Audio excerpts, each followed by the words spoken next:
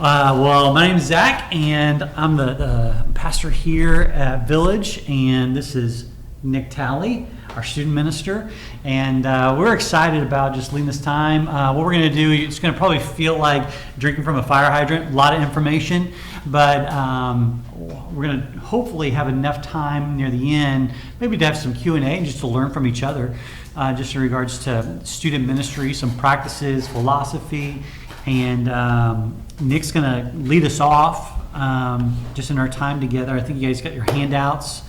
And feel free, don't feel like it's just I want this to be an environment, a time where we can dialogue. So if you have a question, man, please raise your hand and love to discuss. That's where I think it gets more vibrant and better. Do you want me to do this for you? Yes, we got to fast forward. Oh, my fault. Was I supposed to go first? It doesn't matter. Whatever you want to do. Okay. We're there. Okay, you're good. Okay, I good. was drinking from a fire hose. That was fast. Yeah, that was. We're done. Yeah, we're halfway done. done. So pick it up as we go. No, that's not good. Yeah, absolutely. So you'll kind of, I think in the booklet, I think my page might be the last page. So that's kind of where we're going to pick up. But just kind of looking at an approach. I'm sorry. No, you're good. Oh, it's all good. I went off with the booklet. Okay. We can put it on Becky. Okay. No, Yeah. put it on Becky. I'm just kidding. No, we won't do that. This is our fearless leader, Becky. Yeah, really the kind of thing that I want to kind of start with is even just an approach to student ministry. And this is kind of my philosophy on how I kind of run student ministry, how I look at it, what kind of what I've learned, even in serving for the past couple of years, but then also just kind of help you kind of have a kind of mindset and a philosophy to starting student ministry. I don't know where you're at, whether you're wanting to get a student ministry started within your church or you've had a thriving student ministry and you're trying to kind of take it to that next step. These few kind of things is what I believe kind of help grow and work in a student ministry. And the first one you'll see it up on the screen is empower and equip. This is really, you want to make sure that you're empowering and equipping the students who are coming and attending. We have a group of 25 student leaders here at Village that I rely on, I trust, and I grow, and I pour into them and have them lead out a lot of different activities, even in our gathering times, so that it's more peer-led and more student-led. Because each one of us, if we can get into a school, we could go and invite students all day long to come. We're like, hey, I want you to come. We're going to have pizza. We're going to have games. Like, come hang out with us. It's going to be a great time. Like, come join us. And that works sometimes, but it means more whenever it's students, it's their peers, it's their friends who are going out. They're inviting them.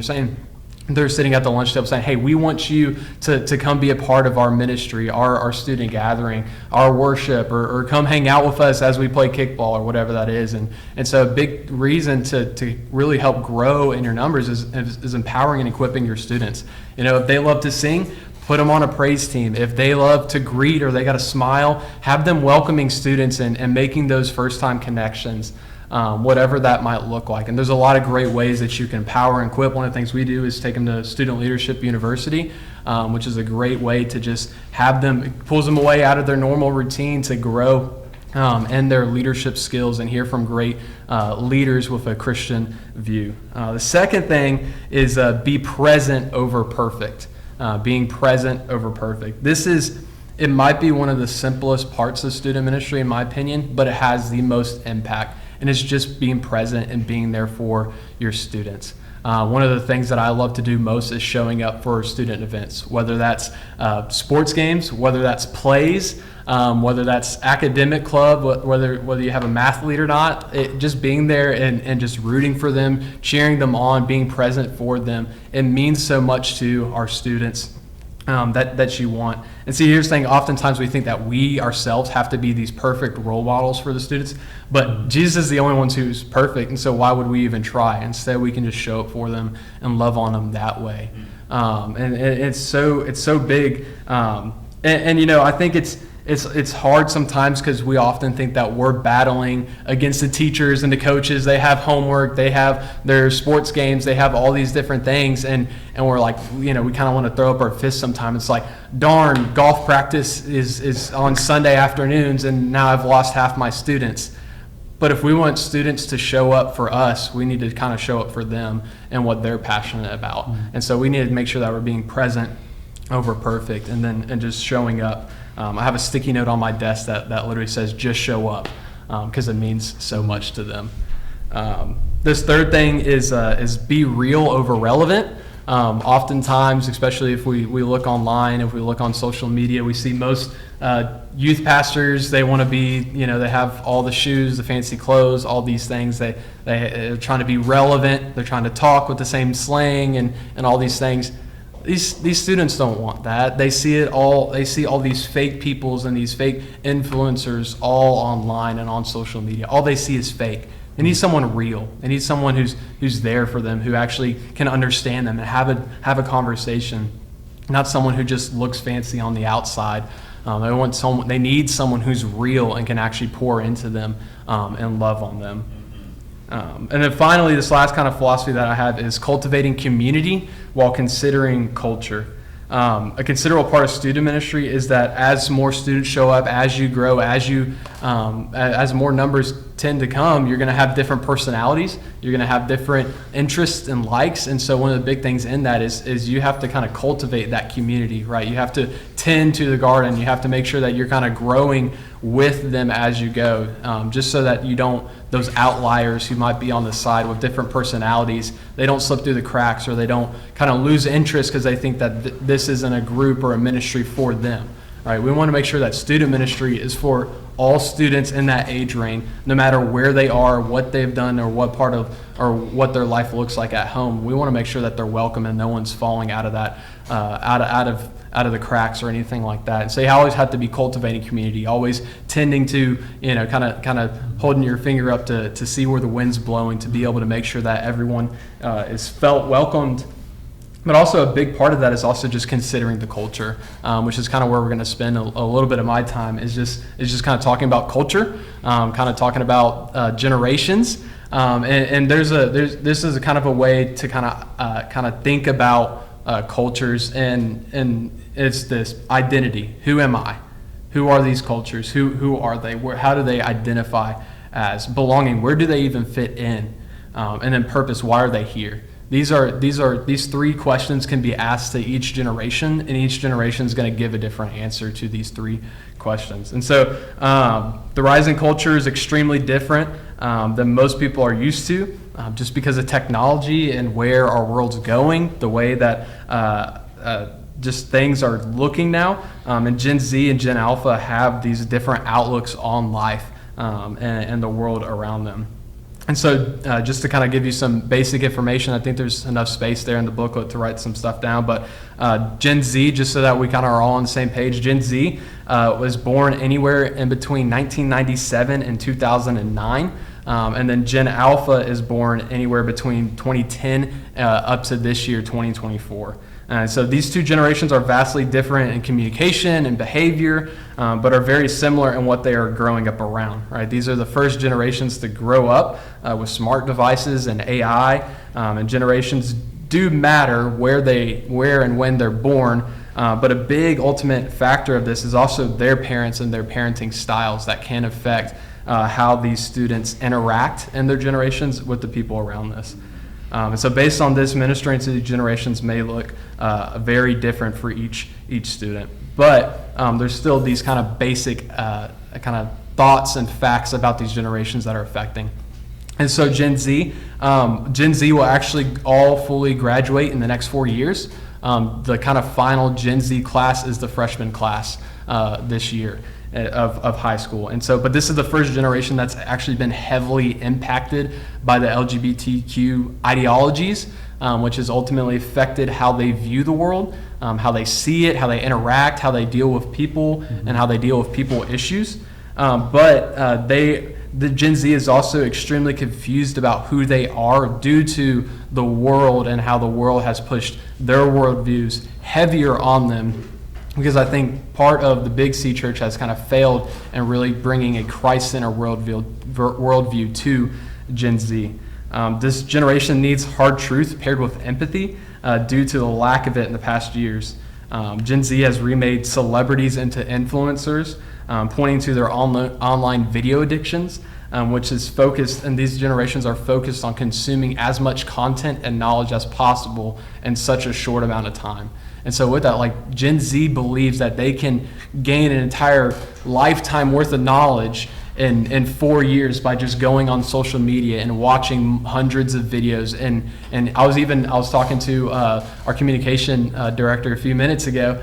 She didn't believe when I said it, but LinkedIn even has like the 15-second reels and TikTok videos now. Like it's on every single platform. You have these short little contents and these short little videos to try and gain as much information as possible, and all these big companies, they know that. And so, that's why we have TikTok, that's why we have Instagram Reels, that's why there's YouTube Shorts. Even Google's, I think you can watch videos on Google. Facebook has it. Now even LinkedIn is because the generations, the Gen Z and even Gen Alpha, they want to just gain as much information as possible. And so that's Gen Z. But with that, I kind of want to spend a little bit more talking about Gen Alpha. It's going to kind of sound a little bit harsh, but we kind of have to stop talking about Gen Z. They all graduate in the next 4 years. And Gen Alpha is on the rise. They're in 8th grade and below, and they're going to be in high school or they're going to be a part of our student ministry for the next 18 years. And so we have to really understand them. We have to go after them. We have to love on them and understand where they're coming from and kind of who they are. And so Gen Alpha will be the first we'll use smart devices in amazing ways in the future, but that comes with a bunch of concerns. One of the things that's scary to me is Gen Alpha children find AI more trustworthy than real people. They or even themselves. They trust computers, technology, and AI more than their parents, more than their teachers, and more than themselves, which you all know that's concerning. This generation, obviously, because of that, struggles with in-person communication. Because they only communicate through online, through social media, through video games, and other platforms. Regarding parenting, this is what's scary and something that I know Pastor Zach's going to be talking about parents and kind of his portion. But Gen Alpha children are being raised by distracted parents. Most of these parents are millennials who are glued to their phones themselves, and so I can have it in conversations with some students. They're like, yeah, like my parents, they don't really care, or they don't seem to really care about me. I was like, what do you mean? What do you say that? They're like, oh, they're too busy on their phones at night. Like they won't have a conversation with me. And so there is that lack in communication that Gen Alpha has because of the increase in technology, but also because they're being raised by distracted parents. Their parents are stuck on their phones, and if their parents are stuck on their phones, why wouldn't the children also be stuck to their phones too? They're the fully 21st century children. They're being raised by digital natives, by distracted parents. They're growing up with AI.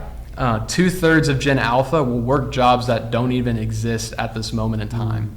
57% of Gen Alpha own a tablet and 43% already own a smartphone. Considering most of Gen Alpha is still in elementary school is scary.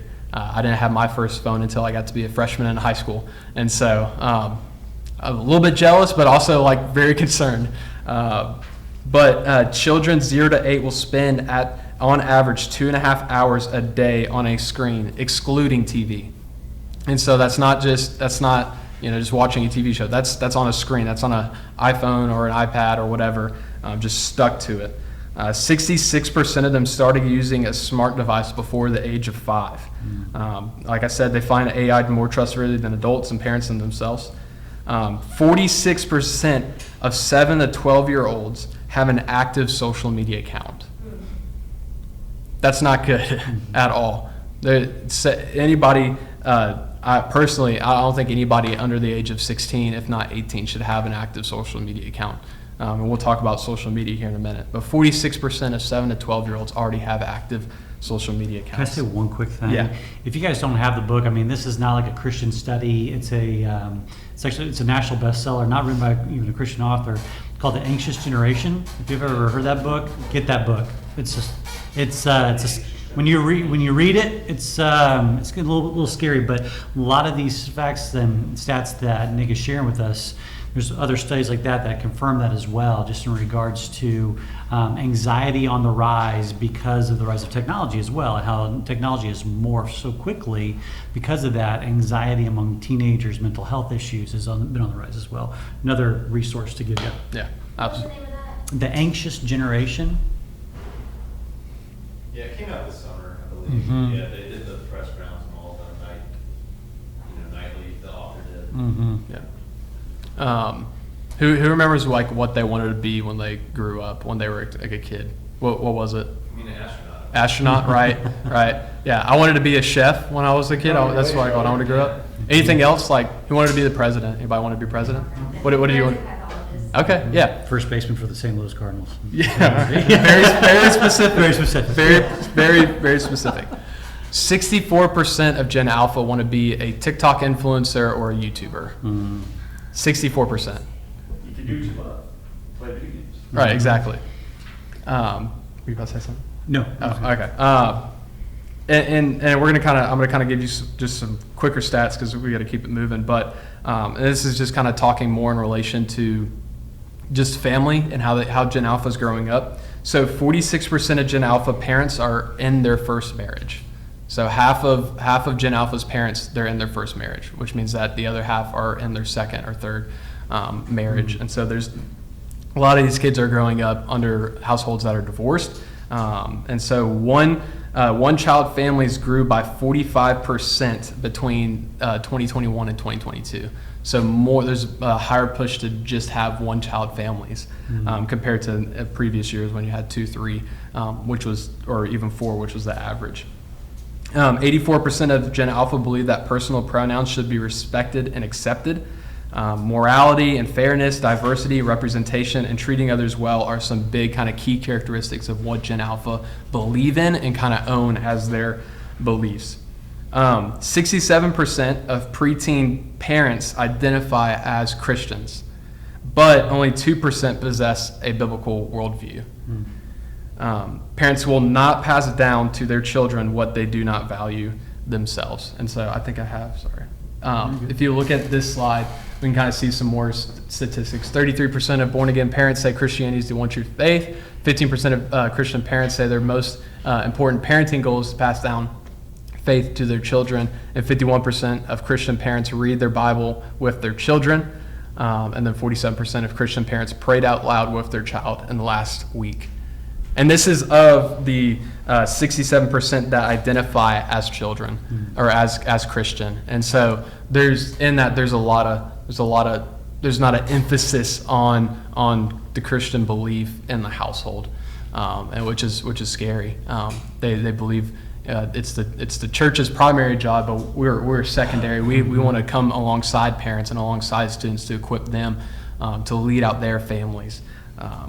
But one of the big things about Gen Alpha is isolation is a trending epidemic in their lives. Just going to kind of give you just kind of a few bulleted points. Because of isolation comes from social media, from technology, from the overuse of being on their phones. And here's just a few effects of being on their phones and that besides isolation. There comes to be an addiction to social media and screen time. The average teen currently spends 8 hours and 39 minutes on average on their day, or a day on their phone. 8 hours on their phone, whether that's YouTube, whether that's social media, whether that's games, it doesn't matter. They are averaging 8 hours. This affects on mental health, not just the issues of cyberbullying, but the way that the brain works too. Too much screen time on social media can negatively impact and cause loneliness and brings high rates of anxiety and depression.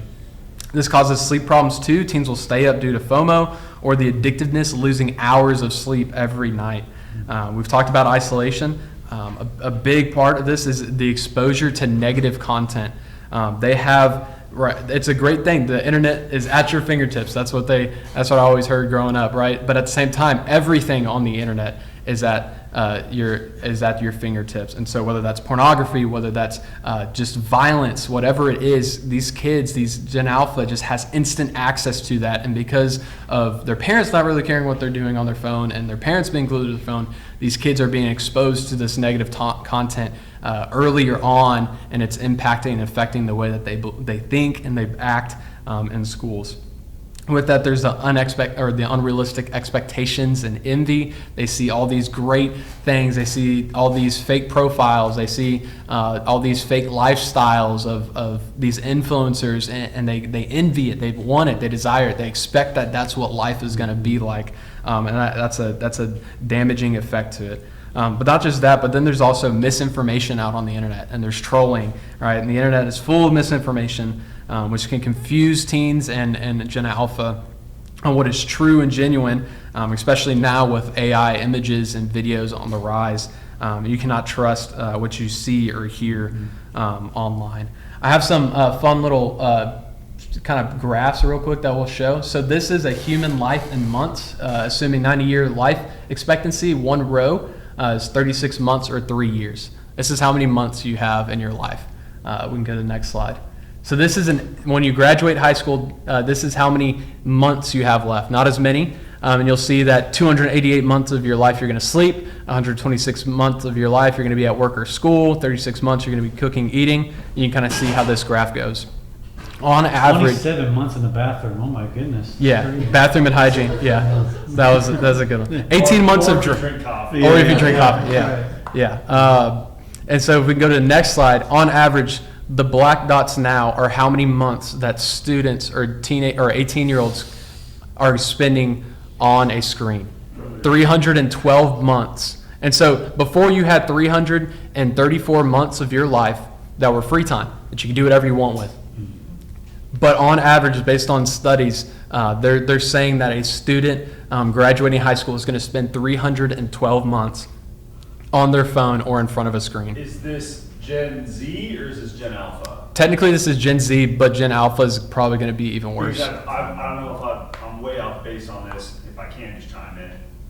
Sorry to cut you off. No, you're good. I have heard some things about some of the younger generation, such as Gen Alpha, seeing this right and going, this is not the life that I want. Yeah. And they've kind of done a little bit of a turnaround to go, yeah, we don't want to spend 312 months of our lives on our phone, and so they're kind of going back away from as much as they can in this current culture that we have. Obviously there's so many things online that you kind of have, like most people's work is online these days. Right. But going, hey, I don't want to spend most of my free time doing this, and they're getting back into nature or getting into serving or whatever it is. So I would take a little bit of encouragement in that, but also know that, again, like you're saying on this, is like, you have to be almost militant in going, hey, I'm not going to be on my phone. Yep. Whether you're, a millennial, a Gen Z, or a Gen Alpha, or whatever.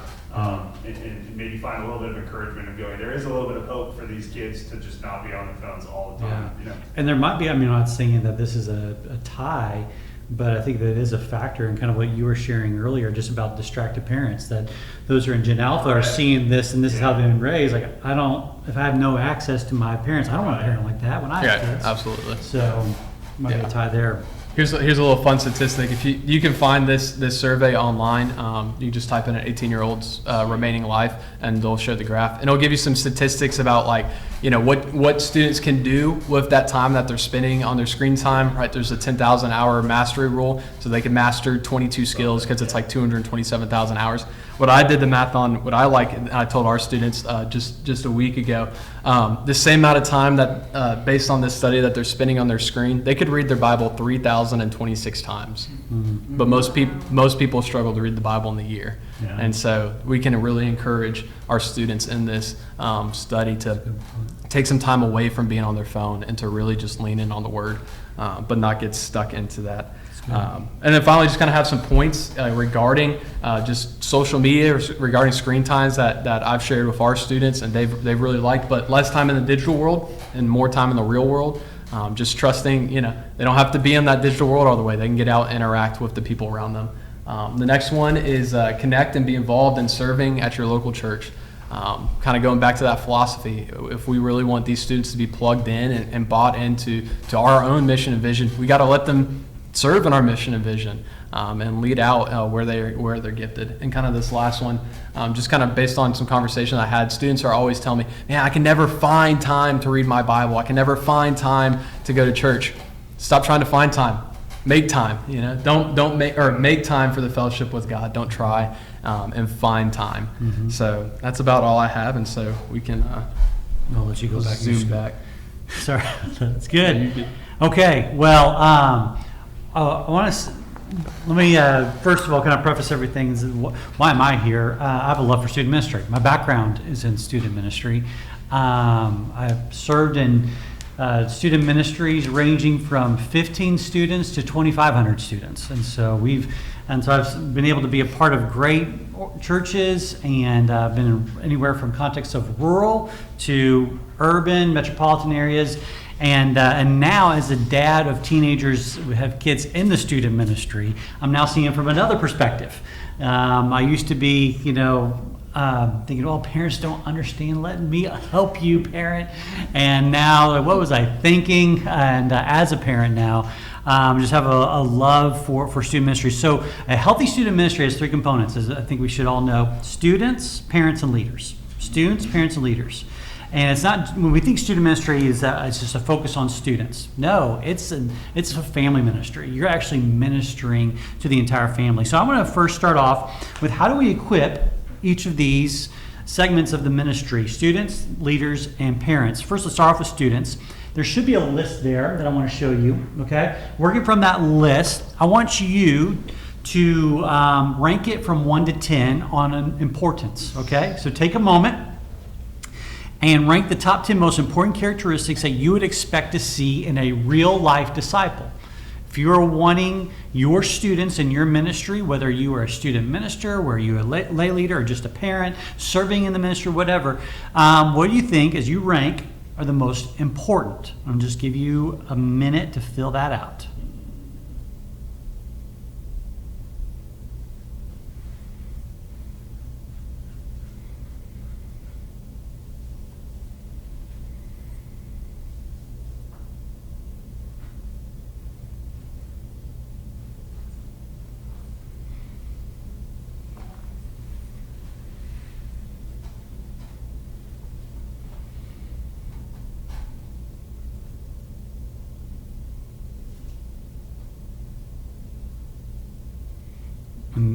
This is not a test, okay? It's not a right or wrong answer. Like, if we rank one over the other, how dare you put scripture memorization over fasting? Don't beat yourself up, okay?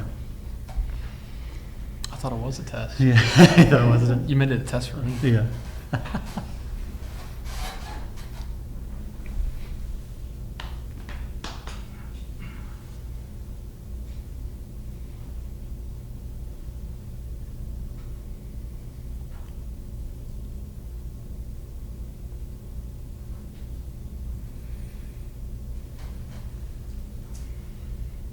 You said 1 through 10? 1 through 10. Yeah, there's 9. Is there 9? Yeah, there's 9. 1, 2, 3, It's 4, okay. 5, The 6, one 7, that- 8, 9, 10. I got 10 on mine. Interesting. Yeah. Careful student of the Scriptures, zealous and active. appetite, consistent practices, not afraid, active in activities, fast regularly, has a desire of sinning against blasphemy. Has a firm grip of basic foundational There's just theology. not a space after has a firm. Okay. So that last one's combined into. That's their 10th one. Gotcha. Has a firm grasp of basic foundational theological truths. Oh, Yeah. yeah, that messed up. Totally messed it up. Totally messed it up. That's all right. That's all right. Let's go. Just be mindful of That time. one ground zero. Well, we have, and we can use that as an excuse. I was going to put it there, but that's all right. How many of you all put? Or what would you all put for careful student of the scriptures? Just throw out your number. 1. 1. 1. Really? 2. Dude, I might be a bad youth leader. I put 6. Okay, 6. Okay.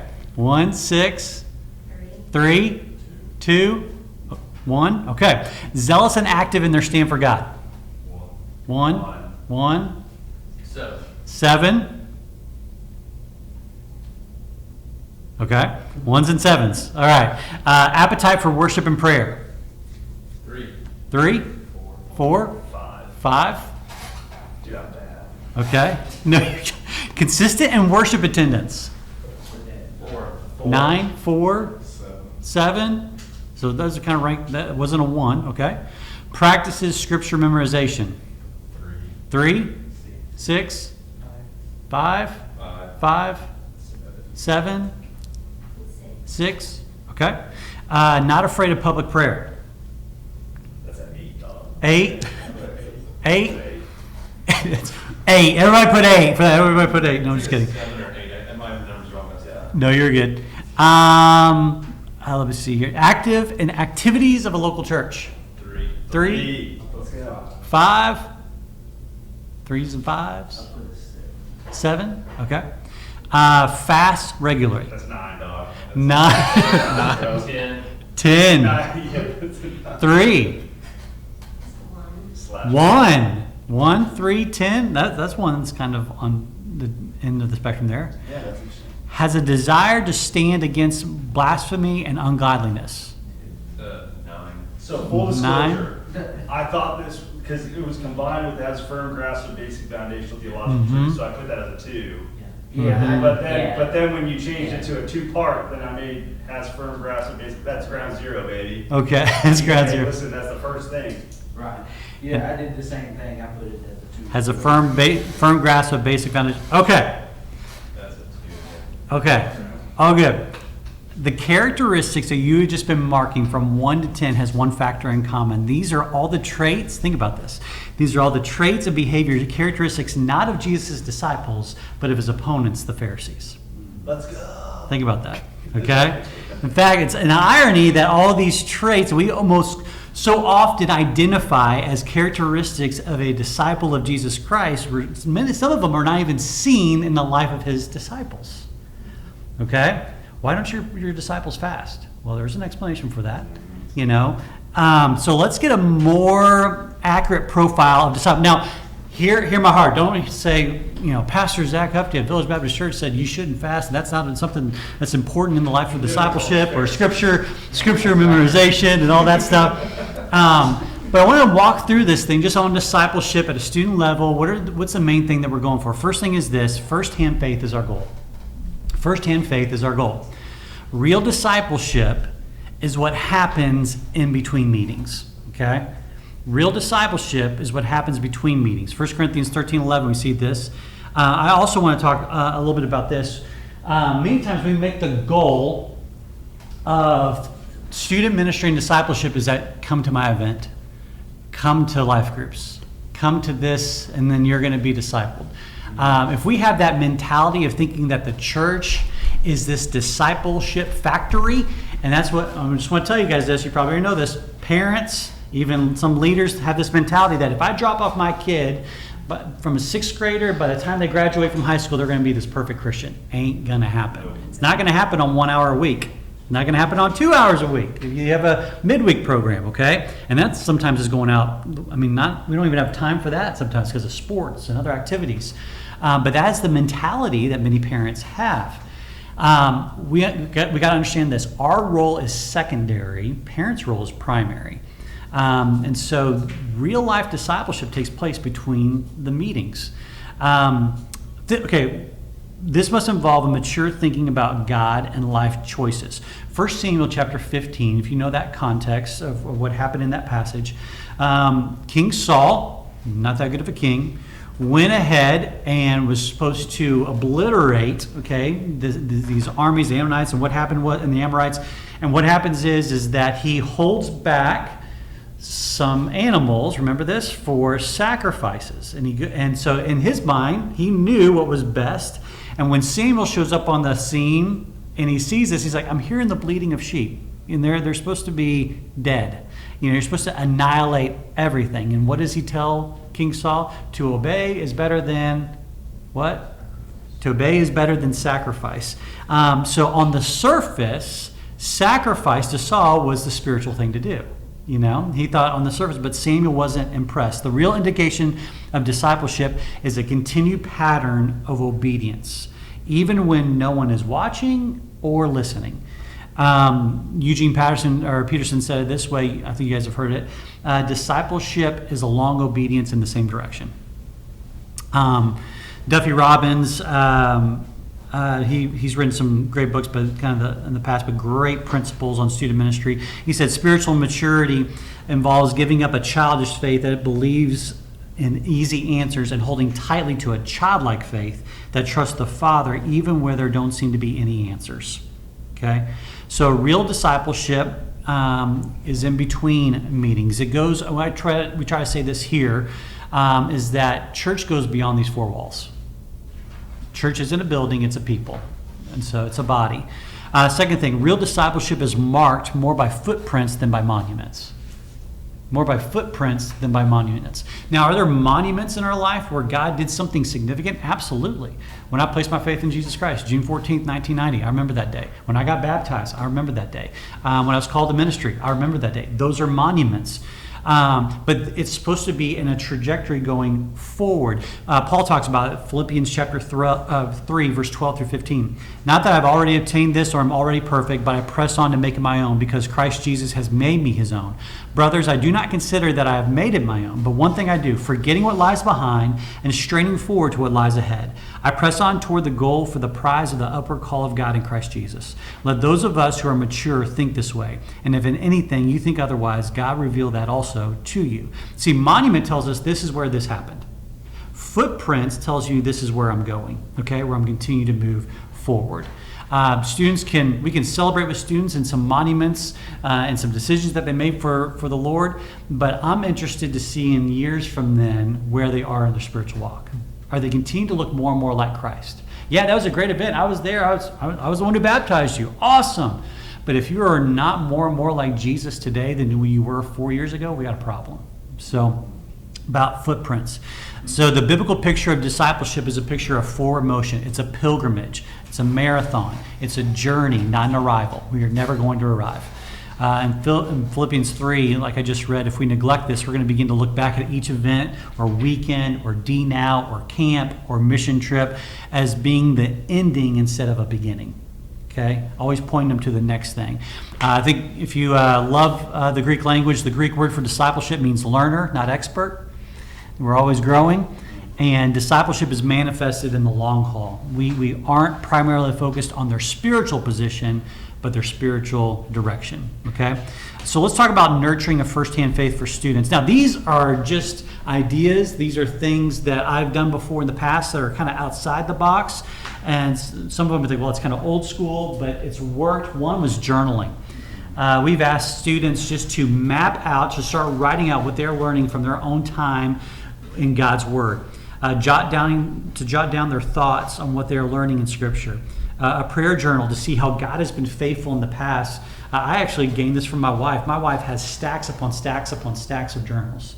And she can go to when she was a sixth grader in middle school to today, and she can look back and just seeing all the things that God has done in answered prayer. I'm telling you, my faith grows when I look back at what God has done from 10 years to now, and I see how God has constantly been faithful and answered prayer. So I think that's going to bring their faith even more to life just by recording, writing what God is teaching them. 2, directed meditation. Now, I'm not going Eastern, religion on us here, okay? But directed meditation. What I mean by directed meditation is giving students 2 things. 1, something to think about. 2, time and space for that thinking.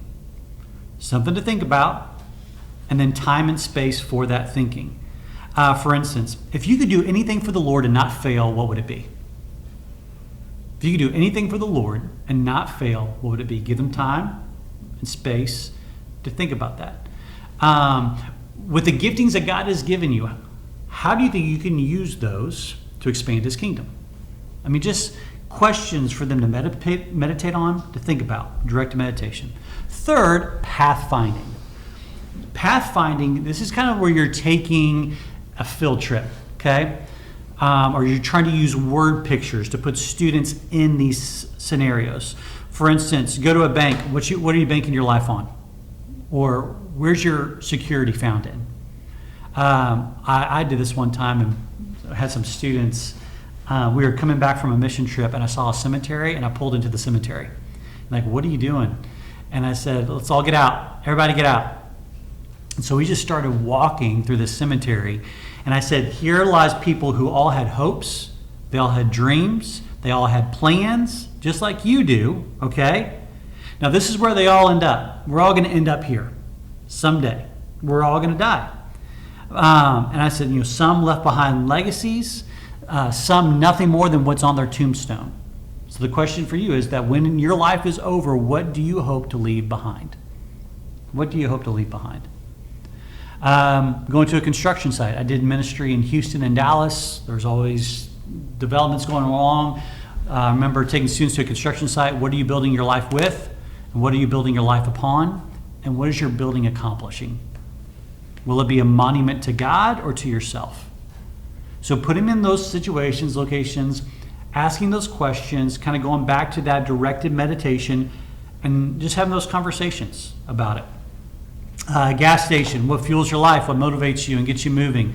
So that's pathfinding. 4, small groups. Small groups. They need to be sharing oriented and also Bible study oriented. If it is just you teaching and there's no opportunity for students to share or to process, it is a horrible Bible study. I'm sorry. You can be the best expositor of God's word, okay? But those settings are for students to grapple with it, to wrestle with it, to try to understand it, and to communicate it. I've had this complaint many times I've heard it from students, and I asked them, hey, how was your time this morning in the life group? I never got to talk. My leader was always talking. I didn't even get to share I got a prayer request I want to pray. I wanted my group to pray about, but I didn't even have an opportunity to talk about it. And so you might have the greatest gifted teacher in the world, but if they are not allowing students to process, to think, because once again, it goes back to ownership, a firsthand faith, not a pass-me-down faith. It's where they make it their own. And then 5th, use questions. Make ample use of questions that force students to consider what they actually believe about the Christian faith. Okay, it's going to be like going through a fire hydrant and drinking from a fire hydrant. Let's switch gears. And we're going to probably create some time for Q&A. Let's go to leaders. Challenging, experienced, veteran leaders, and also maybe some rookie leaders. Here's some things to keep in mind. Remember, number 1, remember, you don't know it all. All right? I don't know it all. You don't know it all. I'm still learning. I was in those sessions just like you were. I'm still writing down notes. We all need to be in that mindset of that we are constant learners. Okay? Number 2, know them personally and discover their strengths. Get to know them personally. Take them out to coffee. Take them out to lunch. Get to know them. That's where you're going to be able to develop that relational equity with them. There's a guy, yes. How are you navigating things like taking kids out to coffee? Are you talking about kids or are you talking about leaders? These are leaders. Now, if you want to go in student leaders, take other adult leaders with you. Okay. Or multiple students. Yeah. Multiple students that are going to go Group with activities. Yes, group Okay. activities. All right. Yeah. You probably have heard this guy. He's kind of like the godfather of student ministry, Doug Fields. Okay, way back in the day, he was at Saddleback. They had a large student ministry. He made this comment. He was joking, but this is what he said. He said, "I have so much trust in my leaders that I can go up in front of them this upcoming Sunday morning and say, you know what, we're going to raise funds to put ammunition and guns in the hands of Iraqi children." And they'd be saying, let's do it. Let's go. Let's do it. Because they know Doug, they love Doug, there's that, they trust him, there's that relational equity that he's developed. Now, of course, he would never do that. That's not what but he was saying, the reason why he could say something like that and have that backing is because he spent time with his leaders. He developed them, he entrusted them, he empowered them, and so that's so important. 3, spoil them. This kind of goes along with us talking about coffee, lunch, gift cards. You can't spoil them enough. They just need to be known that they just need to know themselves that they are loved. Another way that you can do that is find out what their love language is, and then you bless them by their love language. Okay. 4, give them ownership of part of your ministry. Give them ownership of part of your ministry. One, what does this do? One, it frees them up to lead. Two, it takes a load off your shoulders. There's a lot of benefits to this. Ephesians 4:12, equipping the saints to do the work of the ministry. You and I can't do it all by ourselves. Give them ownership. It gives them really fuel, ignition, and meaning. I'm serious. It's amazing when we hand it off to them, and then also that we trust them, that they feel that weight, and that's an exciting thing. Number 5, empower them to invest in new leaders. This is all about multiplication. All about multiplication. As you're investing in them, this is something that you want them to reciprocate, to others, and to pass on to others. Empower them to invest in new leaders. The greatest leaders that recruit, here's the deal. The people that you have currently, if they were to recruit a person like them, would that be good for your ministry or bad for your ministry? Think about that. Would it be good or bad? There's some steps that they need to take in their leadership development. Help them in that area. But you want to find the leaders that are doing well, praise them for it, empower them, celebrate it so that others see what's celebrated, and that's going to be repeated. This is kind of off to the side. It's not in your notes, but if you like, I'm all about training and training leaders. If you have meetings with your leaders, make them free. And there's an acronym here, okay? What I mean by free. F, fun. Make it fun. R, relational. There's some type of activity or some engagement that you have where it's not just one-sided, where you are just vomiting information on them, okay? Give them an opportunity to respond and talk. E, equipping. First E is equipping. Give them a tool to put in their tool belt. And then the next E, empowering. Mobilize them. Okay, give them a task. Empower them to do it. Okay, so that's leaders. Sorry, I hate derailing you, I really do. No. Question on number 4, give them ownership of part of your ministry. How is a smaller church to give the limited number of leaders that they have ownership of the ministry, and what are the let's say you have a director of youth, what are they to do when that piece of their pie of the ministry somehow falls apart or something falls through when that leader either doesn't show up or they have, they end up deciding they don't want to serve any longer, whatever it is. How are you navigating what that's supposed to look like? Talking about like a leader that you're trying to empower fails? Correct. Okay. If they fail, they got to have the mindset of failing forward. Right. You come around them. You come around them and say, okay, what do you see the hole that's been a gaping hole here that we dropped the ball on? Yeah. Use that as an opportunity to train them, give them a second chance. Now, if it's a repeated occurrence, then it's removal. It's kind of going back to what we had in this other meeting. I've talked about this with John. You either train, you transfer, or you terminate. Right. And so if maybe it's not the right role for them, Okay. or maybe it's a lack of training. They just don't know, they don't understand that role that you give them. Train them up in it. Maybe it's just not the right spot. You're putting somebody as a greeter who doesn't have the gift of hospitality. Okay, let's. Do I understand? You welcome people with a frown. That's okay. Reading is not your gift. Okay, we're going to put you over here. And so and you're going to work on registration and numbers. Okay, and stuff like that. But then terminate. Maybe they're just not a good fit for your ministry as a whole, and you have to have that hard conversation with them. So I don't know if does that help a little bit. So that was the meetings, talked about that with leaders. Let's go to parents. Reasons why student ministers have a hard time getting to know parents. First, they've never learned this skill. It's not necessarily natural. This is a gift that you learn over time. It's a skill that you develop over time. When I started off in student ministry, interning, I actually started right out of high school. And so I didn't have a kid. I wasn't even married, and so I felt ill-equipped to tell parents on how they should parent when I wasn't even a parent, And so you should be doing this. This is how you're supposed to lead a family devotion. Oh, really? Do you have a family? No. But this is what you should do because this is what the books tell me. Okay. So just so understand that it's a skill that needs to be developed. Second, they have a fear of parents, whether it be rational or irrational. Like a parent comes up, they're like, oh, how do I handle this situation? Have confidence, be able to, and they're people just like you. They have failures just like you have failures. They have strengths and weaknesses just like you have strengths and weaknesses, okay? And here's the deal. They want what you want. Here, let me get to that, okay? You might not think they do. They want what's best for their kid just like you want what's best for their kid, okay? So that's where you can find common ground. Third, they believe they really don't have the time. Some student ministers are leaders, teachers, they just don't have the time to get to know parents. No, just like what Nick was saying, you can make the time. You make the time to get to know them because that is your greatest partner in ministry. It's not your spouse. I mean, your spouse is your greatest partner, yes. But what I'm talking about is it's not the leaders that you recruit. It's actually your parents who can actually be some of your greatest leaders too. But for that specific child, the greatest partner for you for that specific child is their parent. So you got to realize that.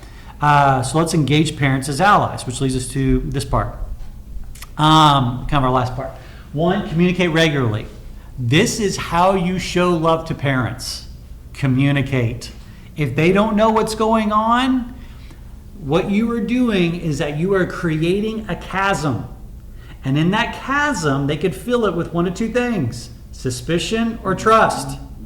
Okay? So the more you communicate, the less of that chasm you create between you and the parents. How are you communicating? I'm sorry, I'm really just asking you all No. the questions. You want to share here? Kind of set up with Planning Center, but we have like automated messages that goes out just reminding like, hey, here's when we're meeting, updates. Especially during the summer when we're busy. I mean, like we sent out a calendar for the entire summer just saying, hey, here's what we're doing, this is when we're doing it. And then just like weekly updates. And Are you getting responses? No. Okay. You'll probably never get anything. Probably won't. But they get it and they read it. But here's the deal. You'll get a response if you don't send it out. Yeah. You know? Hey, what's going on? Yeah, hey, what's going on? So No response is usually a good sign. If you don't have people reaching out to you being like, what's going on? Your best response is kids showing up. That's right. Yes. Yeah, that's true. I would say weekly emails, or we have texts that go out, just more of like updates. But I would also, if you can, share weekly emails and send out to parents of what's upcoming, not only of events, but here are the lessons that are upcoming, and then attach questions to go along with it for discussions in the home. Yeah. Once again, this is how you're partnering with them. Gotcha. They're the primary discipler. We're just secondary. And so we want to come around them. Here's ways that we can equip you in that so that what is being stated in the church is being reemphasized in the home and vice versa. So are you putting that as your responsibility of the parents interacting with the kids on the parents and not on the kids? For instance, if let's say I'm teaching on a Wednesday night for a youth group, and I send them home with a pamphlet similar to this where you fill in the blanks, and on that are the questions that they should be asking throughout the week through their studies or whatever, or whatever we just discussed. I'm kind of relying on the students to bring this before the parents if they have questions, or before a youth leader if they have questions, but you guys are essentially sending it out in an email and putting the responsibility on the parents to talk to their kids about it. It's going to be very tough. depending on the student, Right. It's going to be very tough for the student to bring up that conversation what they're learning, at home, because what you're going to hear as a parent, how was life good? What'd y'all Right. talk about? Yeah. Jesus. Typical teenager stuff. Yeah, and but I love it. But for a parent to already be equipped with questions, already knowing that passage that they talked about, hey, you guys are talking about greed. Yeah. Where do you see greed in your generation today? Do you see greed in our family? And so just talking You're through giving the that. parents the ammo for the Right. conversation. Instead of just getting the one-word answers of, yeah, it's good, fine, yeah. So. We follow that model too, because 9 times out of 10, anything you put in middle school or high school is handled and thrown in the trash. I was about to say, is it even making it home? Yeah. So. Yeah, exactly.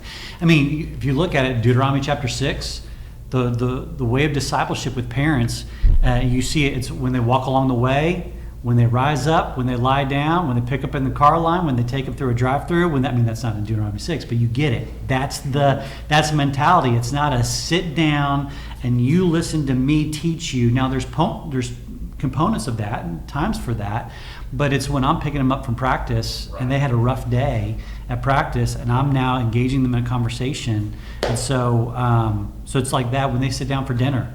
Let's talk about your day, and so I had that open opportunity to talk about conversation. So sorry, last question, I'll shut up. No, you're good. So how are you, because you send out these emails, how are you getting emails from parents?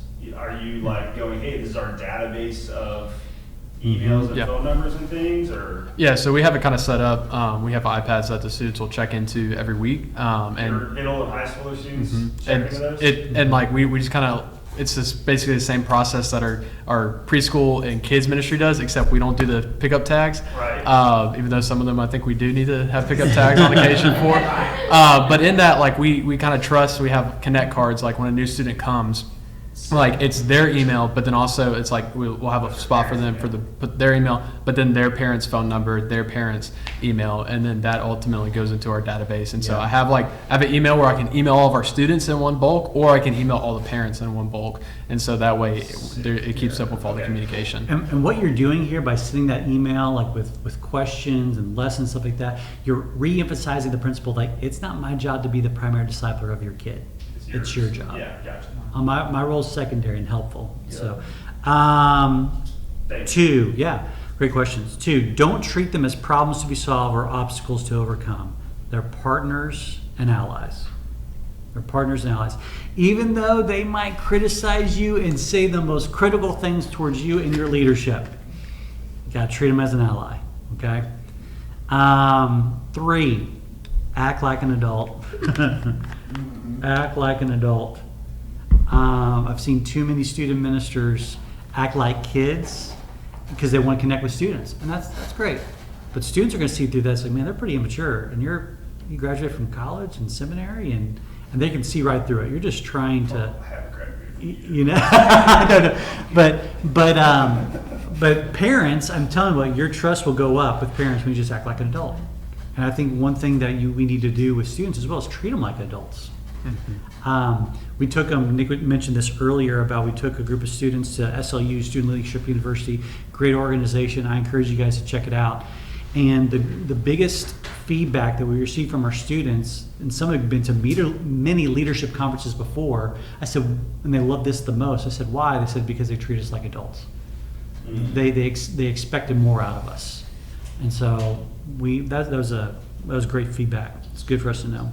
Kind of go along with that, number 4, be professional.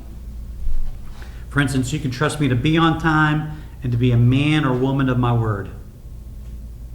I'm going to start the program on time. You're going to get this email every Tuesday. Like I said, I was going to give it to you. I'm going to be prompt in getting back with you when you give me a call within 24 hours. Be professional. Number 5, I know this sounds so don't be dumb, okay? For instance, being alone with a student of the opposite gender. Don't do it. Don't be dumb. Think through all of your programming, okay?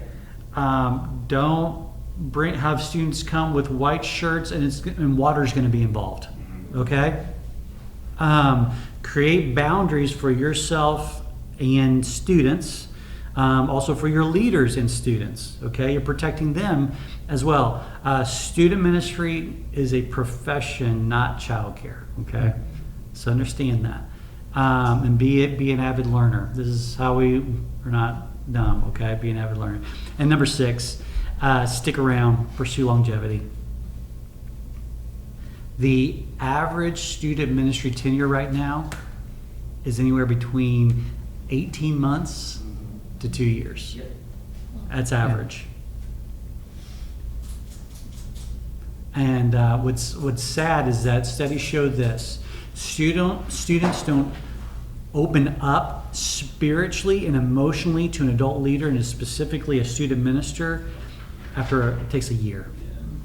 And so you got 6 months with them and then gone after they've opened up, and then they got started all over again for another 18 months for the next student minister whenever he comes. And so longevity, I just want to tell you, it's so critical. That's all I got. I think those are all the slides. Yep. With the 7 minutes, is it through 3:20? I think we have. We just want to kind of open it up. Thoughts, questions. Sorry, could you go back to the nurturing firsthand faith? Point number 3, I forgot to fill out all of those things. Yeah, that one. Thank you. Pathfinding. Yes. Pathfinding. I'm slow. Thank you. No, you're good. This is just ideas. These are just ideas. Cool. That sometimes we did this on the way back from a service project, on towards a mission trip, coming back from camp, when I already had them in a church van or a bus. Yes. So quick question for you, about like transition, Mhm. right? When your students transition out of student phase here to college or young adult phase, what's that look like for you? Because, you know, growing up in the 90s, you know, I had an active youth group, but, you know, just the culture of my church was like very personal walk style, right? So I had ingrained in me that all I really needed was a Bible and my personal faith in Jesus. So when I went off to college, I was armed and equipped and ready to go. And guess what I didn't do in college? Go to church. Go to church. Yeah. And Yeah. that was devastating to me for the next 10 years of my life. Mhm. So what are you guys doing, or what do you have any thoughts on like that transition time? They leave your ministry here in some way, and then they move on. Mm-hmm. I'll share what we've done before in the past. In the last year of a senior year of students, we got our college ministry involved as much as possible to any of the events, activities. They were the leaders in their small groups at camp. They would go with us on mission trip. So they're already developing that relationship with our seniors. Also, what we would do is we'd find out where they're applying to college. We would go, we would do our own research for them of great healthy churches that were like-minded, like faith, and give them a list. Check out these churches.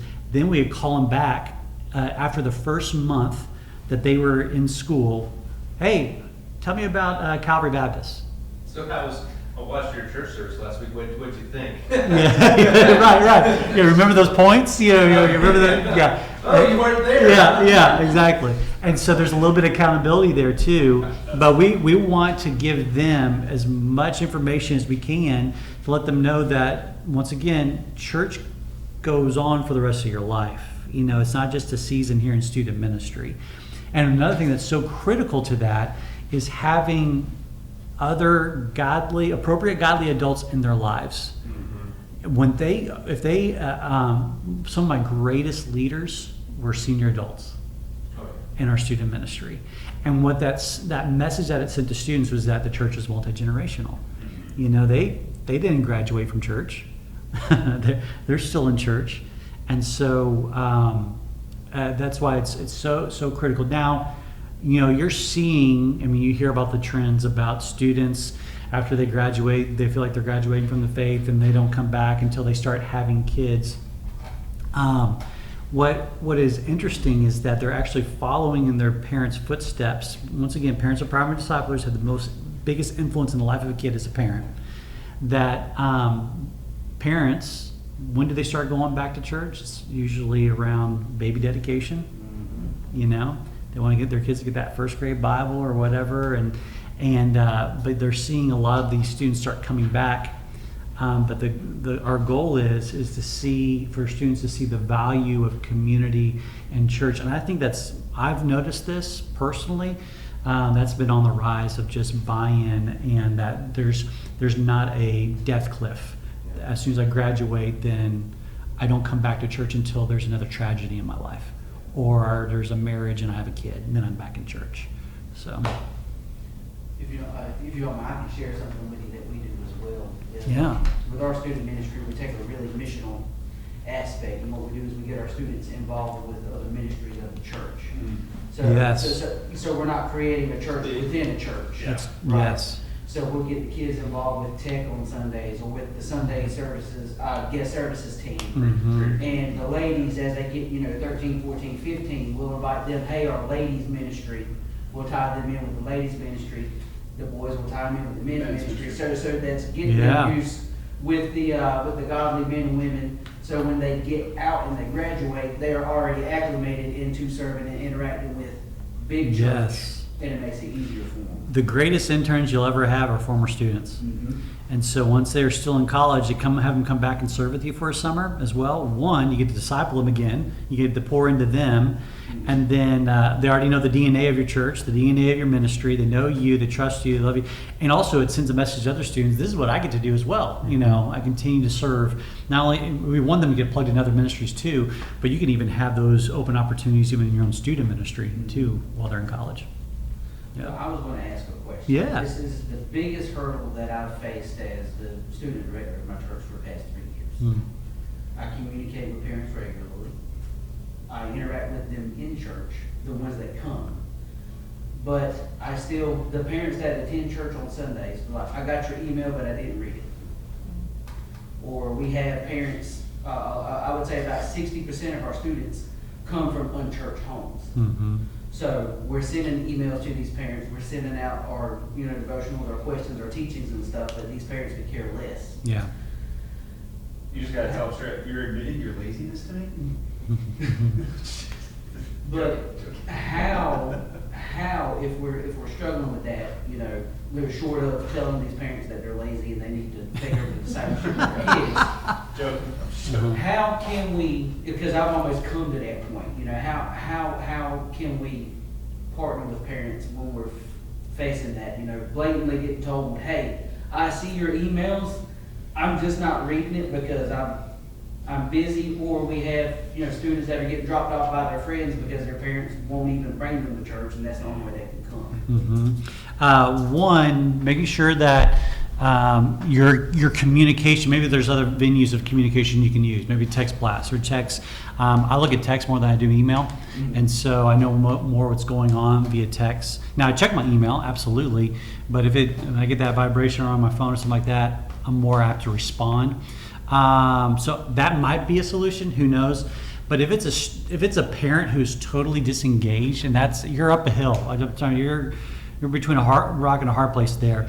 But what you can do is, in the opportunities that you have with that student, is surrounding them with more appropriate godly adults in their life.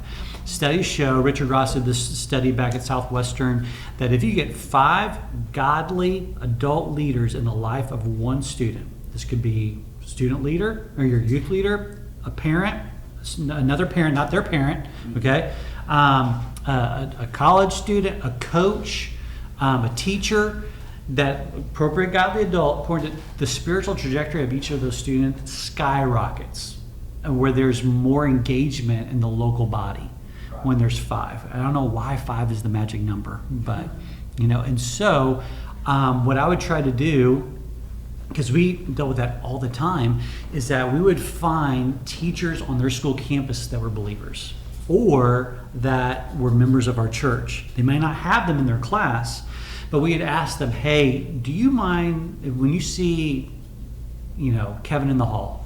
When you see Kevin in the hall, he's been dealing with some tough stuff. Can you just tell him that you're praying for him? And so just having that touch point from another godly adult in their life, did wonders. We had a student, it was crazy. Her name was Neha Badawala, okay? Neha, this is in North Dallas. Her dad was the local imam, okay? She got saved at one of our student events. We were smuggling Bibles to her at school, right? Because she would bring them home. Her dad would take them, put them in the trash, and burn it on fire. So we were smuggling Bibles to her. We found out her coaches that were actually believers and members of our church, and they would do Bible studies. They meet with her like 10 to 15 minutes before practice and do a mini Bible study in their coach's locker room. And so we're just trying to, this is in North Dallas in the, we're talking in the buckle of the Bible Belt, okay? And she didn't have a Bible. And so we were just passing her different things in Scripture. She'd download it on her phone. Her parents would find the Bible on her phone, delete the app. And so, but we would try to find other godly adults that think, okay, if we can't get Scripture into her hands, we're going to put God's people around her as much as we can. And now she's doing collegiate ministry at Baylor University. And so I'm telling you, her spiritual trajectory skyrocketed because we placed other godly adults in her life. So kind of almost a piggyback off of that question. I mean, I don't know about you guys. I grew up as a pastor's kid. I hated when my parents talked to me about Jesus because Jesus was all I got every day of the week, and it was miserable. You know what I mean? And so, how do you deal with students who may be in your ministry? Because we have a lot of really strong believers within our congregation who are pouring into their kids. How do you deal with students within your ministry who are not buying into the gospel? You know what I mean? They're not buying into this thing because they're getting force-fed it all day, and they kind of want to be the rebellious teenager because everyone knows that teenagers love being rebellious, and they're not super. They're already getting inundated with all these things at school, within social media, whatever, and they're kind of buying more into that than they are into what their parents are feeding them. How do you navigate that? Yeah, I think a large aspect of that is trying to empower and equip them in some way. Try and make them feel involved. Well, I mean, you're not asking them to teach a sermon or anything Right. like that, Yeah. but just like trying to get them to own something. I mean, Yeah. with having an academy here, like a lot of these kids, like they're not believers, but they're in Bible class, 3-4 times a week, and like they're already here on campus, and then they have to listen to me in chapel. Like the last thing they want to do is to actually come to a life group or a Sunday night service and get plugged in. But you got to love on them and really just and I tell our leaders this: empower and equip them, love them, but live it out. Live out your faith. I try and tell our leaders all the time, like. Sometimes they're like, oh, I don't know what I can do, like whether it's my age or whether it's how I was raised, like how can I even invest in someone? And I tell them, like, you can inspire them by living out your own faith, because oftentimes I think a lot of these kids are right, they're hit with it on every single angle, and they're just like, I don't care about it. It's not something I think is cool or I think is a part of what I want to do in life. Right. But what if what they want to do in life is what one of my leaders does in life, right? What if they want to be in the military or something like that? And they have a leader who on Sunday night is living out their faith in the military and can really pour into them. And so just living out your faith or a leader's faith so that they can see the importance of it. I want to be mindful of our time, but I just want to echo that. And let me just affirm and encourage you. Because we're in this setting here at the last church. I was at a church in Dallas and Houston that had Christian schools attached to it. And so to get students who go to a Christian school to come back to church where they thought, I was at church all week this week. It was hard for them to separate school from church, okay? And I think one of the greatest ways that you can minister to them is, one, being accessible, always being accessible to them. It's ministry, as you guys know, it's not a 9-to-5 job. It's not a 9-to-5 job. You're going to get phone calls in the middle of the night, midnight, calls from students, and, and we got to be accessible, and that's just part of the job. So how are you remaining accessible while still not being dumb? Sure. I mean, well, one, you got to make sure that you got to create boundaries. I'm not handing my phone number out to a teenager, but Yeah. people are going to look at that and go, "What are you doing?" Sure. You got to create boundaries, but at the same time, you also have to make sure you have permission. You have to get permission from parents. You got to get permission as well from them, and also let the student know everything you're sharing with me. It is in confidence, but I'm going to notify parents. Because they need to know this if it's a big deal. But being accessible to them, but also, like we have been sharing this before, the church goes up beyond these 4 walls, is going to where students are. Being on campus, going to their activities, stuff like that. Nick does an amazing job at this. He's at games, he's at practices, he's at auditions and stuff like that, and just encouraging them. He remembers birthdays and brings gifts on their birthdays, for that. And so things like that, that sends message to them. And I had a student, his name was Travis Hartman, and Travis was a punk. Okay, I'll just say it, he was just a punk. All right, he was a punk, and he went to a Christian school and just he was done with the whole Christian thing. Okay, but I remained accessible to him. He calls me whenever there's a crisis in his life. He worked on oil rigs. He's kind of still every once in a while works on oil rigs in the middle of the Gulf. He just called me at 11:04. Okay, just today. I know it's probably going to be a crisis. I'm going to give him a call back. I was right in the middle of teaching or talking during that time, and so we gotta always be accessible to them. And if you have that accessibility to them, I'm telling you, it's going to open doors for ministry for the future. I mean, this guy's now almost 30, and he's still reaching out and connecting with me. And so I'm just telling you, it pays off. It's hard work. It's hard work on the front end. It really is. It's always going to be hard work. I say on the front end. It's always going to be hard work. But I'm telling you, we don't do it for the pay. We do it for the payoff. And the payoff is, is seeing kids' lives change for eternity. So let me pray with you guys, because I know we're over our time. But if there's anything that we can do for you, any resources we can help you out with, or partner with you guys in any way, let us know. We'd love to do that. Let's pray.